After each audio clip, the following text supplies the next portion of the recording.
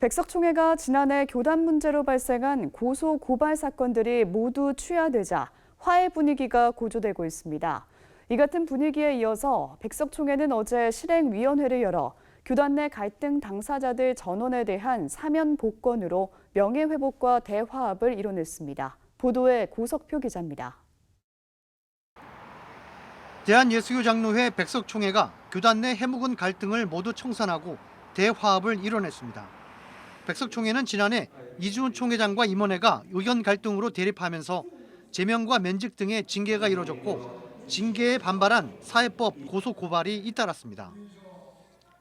이 같은 혼란을 수습하기 위해 백석총회 총대들은 교단 설립자인 장종현 목사를 총회장으로 추대하고 갈등과 분열을 종식해 줄 것을 요청했습니다.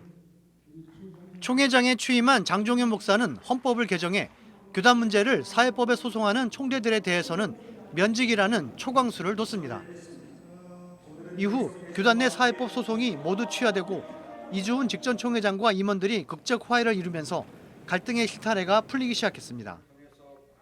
이어 지난주 특별 재심을 통해 관련자 모두를 사면 복권하고 명예를 회복시킴으로써 화해와 용서의 물꼬를 텄습니다.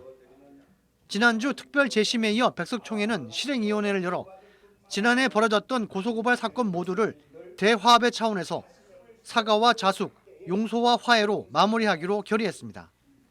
개혁주의 생명신학이 추구하는 회개 용서운동으로 화합을 이끌어낸 겁니다.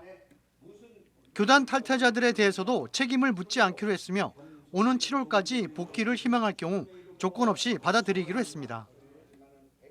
장종현 총회장은 지난해 재판에 연루되고 제명됐던 사람들에 대해 오늘로 모두 사면 복권이 됨을 선포한다며 의사봉을 두드렸습니다.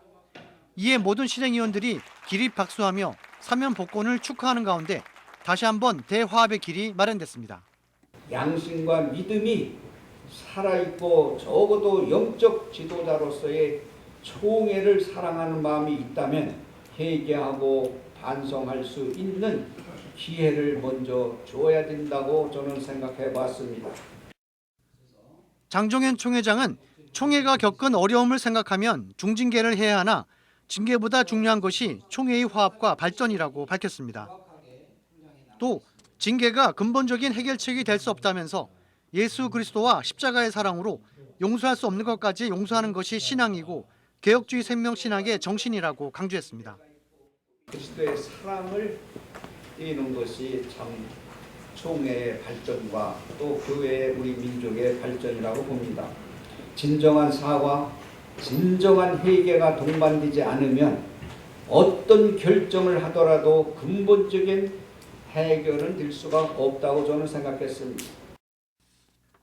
한편 백석총회는 코로나19로 인해 어려움을 겪고 있는 교회들을 돕기 위해 시작한 미자립교회 임대료 지원운동이 성과를 보임에 따라 전국 105개 노회에서 4개 교회씩 추천받아 모두 500교회에 임대료를 지원하기로 결정했습니다. 총회 화합을 축하하는 신임노회 임원교육과 체육대회도 진행하기로 했습니다.